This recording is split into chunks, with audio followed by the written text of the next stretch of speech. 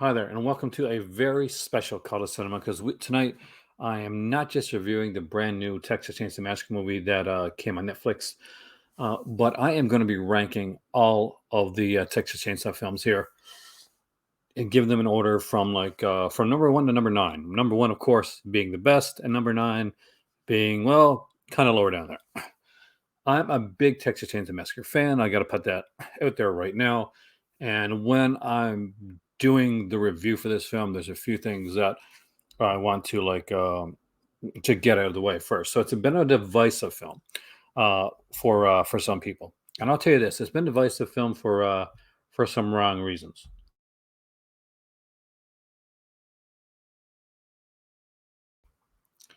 I've seen some really strange um, comments online, including some that said that this movie was pushing an agenda or was like super woke or anything like that. So if you see any review that starts with that as a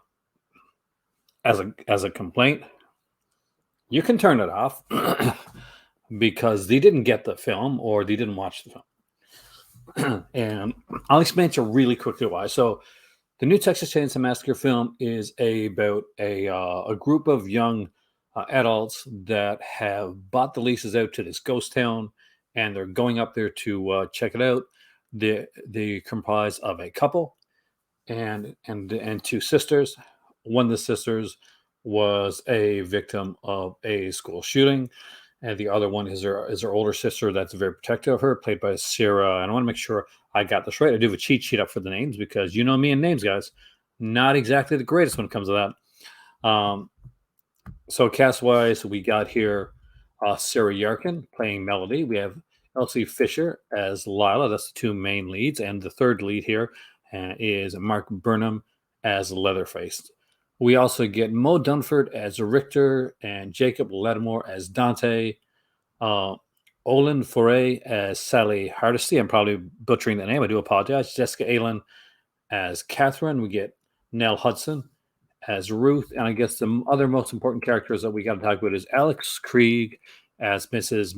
MC, I'm going to say, and John Larroquette coming back as the voice of the narrator. We get David, it's directed by David Blue Garcia, who is probably better known for his cinematography because he did do the cinematography of the movie Bloodfest, which a lot of people are big fans of, myself included, more so than he is when it comes to his filmography. So there we go with the names. Wanted to get that out of the way really quickly, but there are standouts among these, and we'll get to that in another part. So basically, the in this film, they come into this what's supposed to be a ghost town. They meet and they meet a guy on their way there who one girl makes a snarky remark about because he's a Texan resident. He's open carry, and don't worry, we're not going to get plagued right with this. It's the opposite, actually. This movie kind of goes out of its way not to. In fact, it goes out of its way to be balanced. And this is where it first comes in. We see this guy and we assume that this guy is going to be a jerk. He's going to be a villain. He's going to be a stereotype. But he's not, actually. When she makes a comment towards him, what he does is he explains why he has what he has. And when we get to meet the character more later, we find out he's a good guy, and definitely, they've. Here's the thing: this is a film where you look at preconceived notions, and then they take those preconceived notions and they say it's not as black and white as you think. So when people went into when I first looked online and I saw certain reviews of this, and certain people were saying specific things. The first thing I did when I watched the movie was like, did they even watch this film? I don't think so because it wasn't. There was no anti messages in this film. There really, really wasn't. Actually, the opposite. In fact, that's yes, this girl was a survivor of a school shooting, um, but she's also one that when the chips are down, she picks up the gun and she does what needs to be done. So there's a bit of a balance when it comes to that. There's no condemnation of anyone. So I want to get that out of the way because I know people are going to come in with certain like ideas and agendas. I don't want to go in with that. I want to go in with talking about the actual film itself. So let's just get that out of the way, right at the gate. Um, I just think that that's been misinterpreted. So if you think that, and maybe that's the reason that you haven't gotten to watch the film yet, uh, don't let that be the reason. There's going to be goods and pluses and minuses to this film. We're going to talk about them. But so they get to the town and they see this old lady that's still staying in the house, and she was she basically her house was an orphanage. The the the guy gets upset with her that she's there. He says, there's a mistake. You shouldn't be here right now. You're trespassing. He actually calls the police, and there's some spoilers going to come up here. Some early spoilers anyway. That the old lady dies early on, and she is taking care of Leatherface. Now he is just seemingly a kind of a gentle giant at this point, but it is the loss of his caretaker that drives him over the edge. And once he's over the edge, he is totally over the edge. In fact, the face that we see in the film, and here's another spoiler for you, I'm going to tell you there's spoilers in this one, is her face. Because and I guess in honor of her, and pretty much he wears her face to avenge what he considers, and rightfully so in a way, her wrongful death by somebody that kind of jumped the gun because again of seeing somebody and not looking past the obvious. It's too easy, and I like to keep this in my channel. It's too easy for everybody to get divisive. So that's why when it comes to movie reviews, we kind of hopefully go in and have a good time with that. This movie is very bloody. It is the first Texas Chainsaw Massacre film that literally lives up to its name. There is a massacre in this film, and I'm not gonna lie, it's a gore hound. And I'm not that much of a gore hound anymore, but that's brought me back to my gore hound roots. There's a glorious massacre scene in this one here. This film pulls no punches when it comes to that. I've heard people say that complain about the not nobody in the film being likable. I totally disagree with that. I think Sarah Yarkin specifically is extremely likable, and there are several times when she's in danger when I'm like, no, please, let her be. She's like final girl. Let her be the final girl. And here's the thing: we have two final girls in this movie, so you don't know for sure. You haven't. If one or both of them are going to make it out, because this is Texas Chainsaw Massacre. This is not Friday the freaking 13th. Texas Chainsaw Massacre does not let you feel safe in the fact that you're getting somebody out in a final girl, because Texas Chainsaw Massacre can, if you've seen the beginning, you know exactly what I'm talking about, can take it right to the end and nobody might survive. If you want to find out who survives, then you watch the film. Are there any positive negatives? It's a quick film. I like that about it. I like the cast pretty much overall. I think that there could have been a little bit more fleshing out of some of the side characters. There was the girl, I think she was the banker. She went to settle the loan. We didn't learn a lot about her, and I kind of wanted to know a bit more about her. So there are secondary characters that you get there that are literally brought up there for slaughter purposes. They're not meant to be anything more than that. And when I look into into movies like slasher movies, people say, "What's a slasher movie? What do you expect?" I don't take that as an excuse for whether it's a good movie or a bad movie. Though I do when I'm looking at a slasher movie as opposed to a thriller or film noir or whatnot. I do take those things into consideration, and they're built up as much as I guess they can be. The leads though are really really good, and they are built up well. One of the guy that I mentioned before, who's the carpenter, he's actually really really an enigmatic character, and I really wish I would have learned more about him, because he's one of those characters that I expected to be something, and it was completely else. I went in with a preconceived notion of what this character was going to be like, and I was wrong, and I was really glad about that. The guy that plays Leatherface is Mark Burnham. Mark Burnham is probably going to be severely underrated in this film because of the fact that some people like it, some people don't like it, and for whatever reason.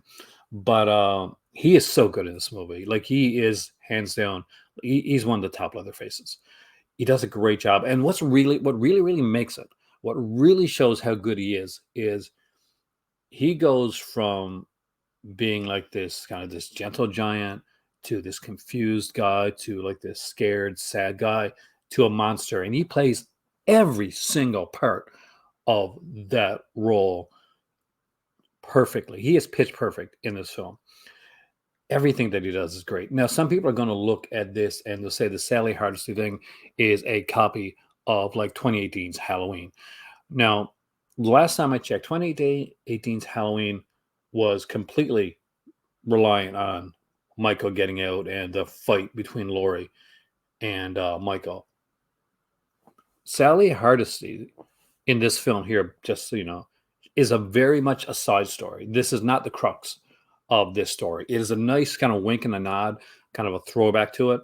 And it definitely is. I'm out taking some from the 2018 Halloween, but oh my God, it's a completely different story because I don't remember in any place in 2018 where the leads were buying a ghost town and bringing people up to kind of sell them on on moving there. Basically, gonna take a town called Harrow and calling it New Hope and bringing in the talk like bringing the comic shop in, which was cool for me, and bringing a lot of other things as well.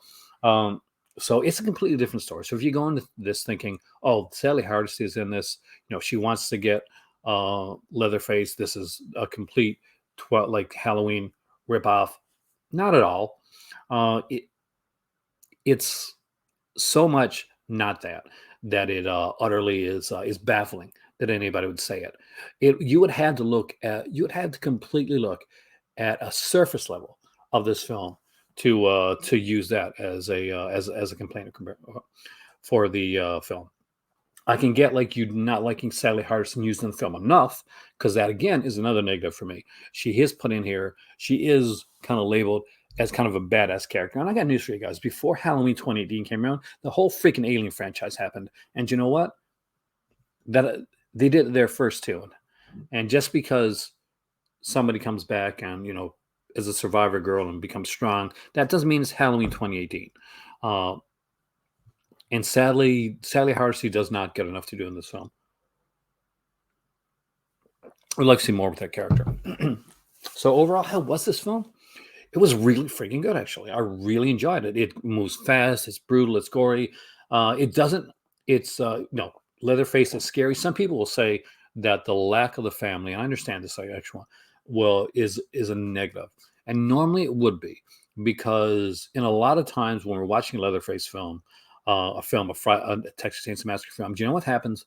The family takes over so much that Leatherface turns out to be weak sauce in the film. I'm looking at you, Texas Chainsaw Massacre, the next generation, where Leatherface is pretty much just a joke and an afterthought in the film.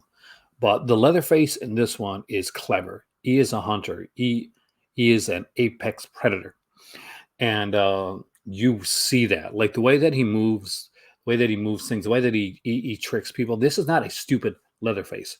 This is not a Leatherface that doesn't know what he's doing. This is not just your lumbering oaf. No, this is more along the lines of kind of like the original Leatherface. He knows what he's doing. He's brutal about it, and he kills and hunts well. There's sequences where he kind of moves the other way. There's a really nice sequence where he fakes out somebody in order to get to get a jump on them. And it's a really a cool scene. So look forward to that. I really enjoyed this film. I'm not going to give it a rating as opposed to like an 8 out of 10 or 9 out of 10, but I would probably go like an 8 if I was going to go somewhere along that range, because I really did enjoy this film. Now, with all that being said, in a second we are going to rank I'm going to rank all of the films from the top right down to the ninth. And I'm going to ask you at this point, if you've been watching this video this long and you have enjoyed this review, please hit the thumbs up button, like, share, subscribe. If you didn't like the Texas Chainsaw Massacre movie, that's okay too, because at the end of the day, this is just one person's review.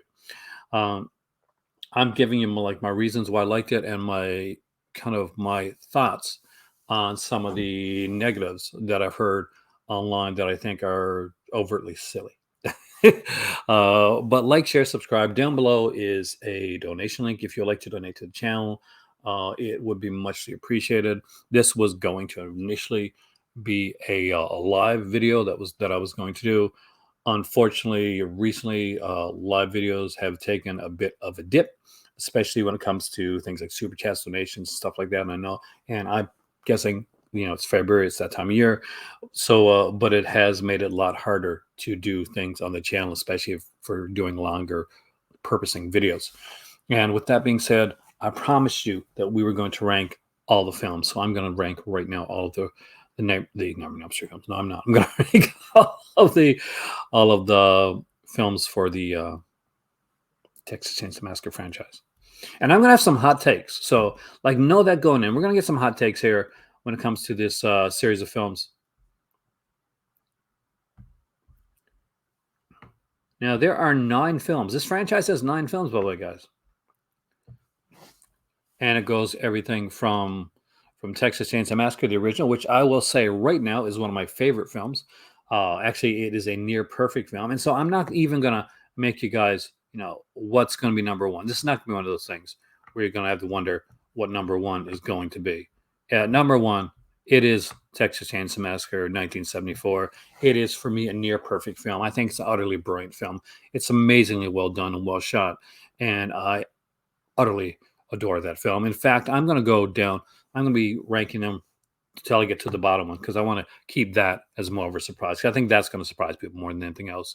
Now, when it comes to what did I like next in the series, what was my next favorite in the franchise, it's probably going to be one that is going to be surprising to a lot of you, actually, and that's okay because everybody's got their own favorites. But I particularly really enjoyed part 3. So part 3 is going to get my second place spot. And is it? We'll see. I changed these up around. Part 2, part 3. No, I'm going to put part 3 and part 3 and part 2, and part 2. I think that's the fair way to do this because in the way that I enjoy them. So far so good, right?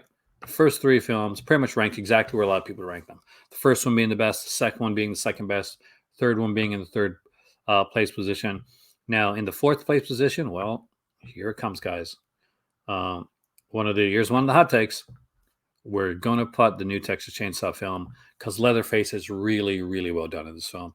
And that's the thing I can take about all these Leatherfaces right here in part 1. The original with Gunnar Hansen, of course, he's the iconic Leatherface. In part 2, we get a great Leatherface in here as well. Part 3 is a fantastic Leatherface, and so does this one. And yeah, why did that go in like that? I hate when it goes in like that. So we are now at the number 5 spot, and that's a hard one. But I have got to give it to Texas Chainsaw Massacre, the beginning. I really enjoyed the beginning. I think this was a really underrated film. It was a fantastic one, especially when it comes to this franchise. And up next is going to be, this is where it gets shocking, Texas Chainsaw 3D. I had a lot of fun with this film. Gunnar Hansen got to come back for this one. We got Bill Moseley back in here, although he wasn't playing Chop Top. This is a one that like divides people as well as this new one does, and I get the divide. Not everybody's going to have the same taste. That's okay. So what goes next? Well, Texas Chainsaw Massacre: The Next Generation. It's an insane film. I know you're expecting that to be in the last place, weren't you? But no, that's actually not going last place. Next up is the Marcus Nespo's Texas Chainsaw Massacre. Upon rewatch of this film, this is a film that I really liked when I initially saw it. But every time I watch this, I like it just a little bit less. It's a film that desperately deals with the fact of basically you have to be the stupidest person and make every stupid decision in order for this movie to work. If anybody in the Texas Chainsaw Massacre remake would have made one right decision or one smart move, this movie would not exist. It would fall apart. And that's the reason that I really I know a lot of people love this one, so I do understand that, and I get that a lot of people would put this up in one of their top films, and I totally get it. Although Bransky is not like the stuff he said about Gunnar Hansen. That's gonna sway me too. I've met Gunnar Hansen; he's a really nice guy. I've heard not so nice things about Bransky, but I haven't met him, so I cannot say what he's like for sure. I just you got going on secondhand. But the stuff he said about Gunnar Hansen, not cool. And we have Leatherface. And what do I think of this? Why is this one in the 9th position? it's not good, my friends. And I'll be honest with you, like I almost put the remake in 9th position, but I did. But why is the remake and 9 a pass going under Texas Chainsaw Massacre: The Next Generation? I know a lot of you are saying that, like, what the hell? Why is he putting Texas Chainsaw Massacre: The Generation above these two? These two films are bad, may not be the best films, but at least there's no Illuminati in them, right? But here's the thing.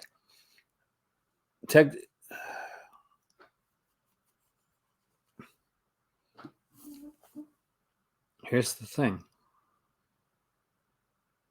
If I was rating this as Leatherface, as just basically on Leatherface and not the rest of the family and some of these here alone, if I was rating this on like not the other actors in the film, then Texas Chainsaw Massacre has the weakest of all the Leatherface. Next Generation has the weakest of all the Leatherface, and that goes without saying. So I would not argue with you there. However, it has with Matthew McConaughey, it has one of the best family members. He's just so good in this. And Renee Zellweger is hilarious. And there's a scene with the douchey boyfriend where he's trying to explain like kind of like why he cheated on his girlfriend and how it's not really his fault. How it's actually her fault. And not going to lie, I kind of laughed a lot during that scene. It was a different one. But it's the top 5 is an easy pick for me. Texas Chainsaw Massacre 1, 2, 3, 22, and Beginning are my top Texas Chainsaw Massacre films. And how exactly, big of a fan am I? Well, when it came time to get Texas Chainsaw Massacre on Blu-ray, there was a lot of choices. I decided to go with the Black Maria. I'm a huge fan of Texas Chainsaw Massacre. This is one of my top films. It really is. And for those that don't know, this is a special edition set that came out with the Bloody Apron and the Texas Chainsaw Massacre and a bonus disc on it. And the bonus disc is just like literally, I think it's Friedkin or something like talking. Yeah, it's William Friedkin and Tobe Hooper like talking. This is it's a 3 or 4 disc set. It's really good. I love this. And as this artwork was specific at the time, only to this set. So I'm a huge Texas Chainsaw Massacre fan, and my fan of number 2. Yeah, actually, I really am. And I have the Arrow edition of this one because it was such a cool edition. So if you never picked this up, this was an Arrow edition. It was out when it initially came out. There is got Leatherface right here. We got Chop Top. I'm really surprised we've never revisited any of the family members like especially Chop Top. Bill Moseley's still around, and fantastic actor. And there's a great book here as well. So some great stuff in here. Now, if I was to list my top like girls in these films, then obviously the top 2 are it's the Sally from the original Marilyn Burns. And of course, then it's got to be a stretch because who wasn't in love with Carolyn Williams and her amazing legs in that film? Even Leatherface was. Leatherface cannot resist the lure of Carolyn Williams in that film. So there we go. Overall, that's my thoughts on the new film and all the films in the franchise. So if you agree, fantastic. If you don't, it's okay. You don't have to like the movie. There's a lot of reasons I can see people going in and like saying, "Oh, well, there's no family in here," and I get that. If you're like really, the family is key, and you kind of like miss seeing the family aspect of Leatherface in the Texas Chainsaw Massacre films, I can see you not liking it. I completely see it. If you don't like it because you think it's being super whatever woke or something like that, rewatch the film. It's the opposite of that, actually. If anybody, it's probably people that do feel that would probably feel maybe a little bit more weary on the film. But there's a great sequence in there where they have, and in the trailer, I was horrified. That was gonna be a horrible scene. Where guys, okay, I got my camera, I got my phone here, and my camera's on. You know, do you try anything, and you're gonna be canceled. There's this like slaughter. I like to say slaughter of Karens in in the scene, and it's so good. Oh my god, it's such a beautiful, brilliant. If you love like uh like gore in your movies, oh my god, you're gonna get so much gore in this film, and it's gonna be cool. And the ending, I'm not gonna lie, I thought I first I saw it coming, and then I'm like, no, it's not gonna happen now. We've gotten to this spot.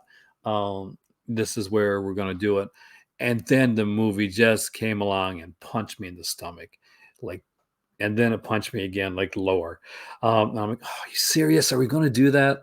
Like, I get it. I know you had to do it, but oh man, and I can already see, I can kind of see why, and it led me to like